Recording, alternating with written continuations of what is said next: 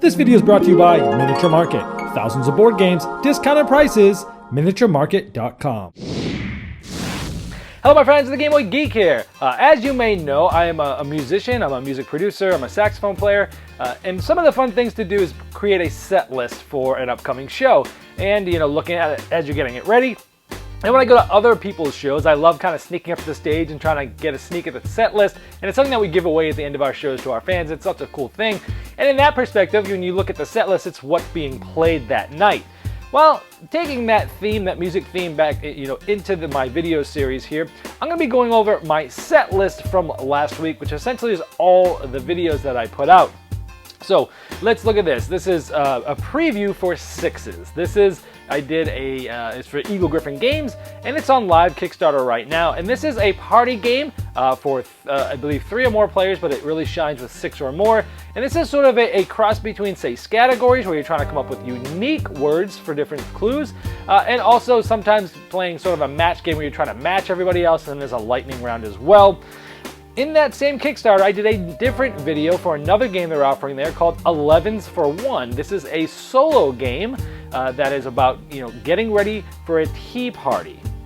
Inside of that also is a game from Sid Sackson's Gamut of Games book, which was a ton of games that he put together that you could play with cards. A game called Bowling, Solitaire Bowling. So that actually is a really cool idea, and it's very good actually. It's amazing how Sid Sackson's designs just stand up to today. I also did my Saxophone Serenades of the month. So I took all the games that I kept. As you know now, when I keep a game, I do a Saxophone Serenade, and then I just summarized all the games that I kept that month, and so that came up live as well. For reviews, I did Micro Robots. This is sort of a spin-off of Ricochet Robots. It's a very quick filler game where you're trying to get the robots to not ricochet but kind of move around in a similar fashion to the end. It's a very quick filler game. I also reviewed Mystic Veil, which is from AEG. This is a new style of game called a card crafting game. It's similar to a deck builder, but you actually have these transparency type cards that go into sleeved cards, and you can craft your own cards. Really cool. It also adds a press your luck mechanism on top of that. Very interesting idea.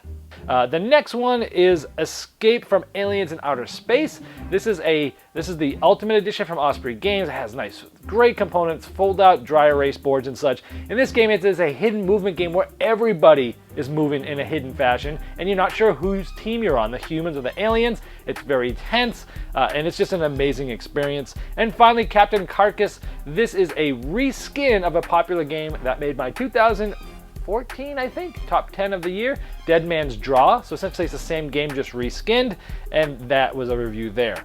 Now, next week, you're gonna see some videos from me. This past week, I was able to go to Bezier Games headquarters in San Jose, and I did an interview with Ted Alspach about some of the past games, some of the present games, and some of the ones that are about to come out, and some of the ones that are coming out later this year and beyond. I sat down and did an interview with him, and that's gonna be out next week. So keep your eyes out, and we'll see you next time.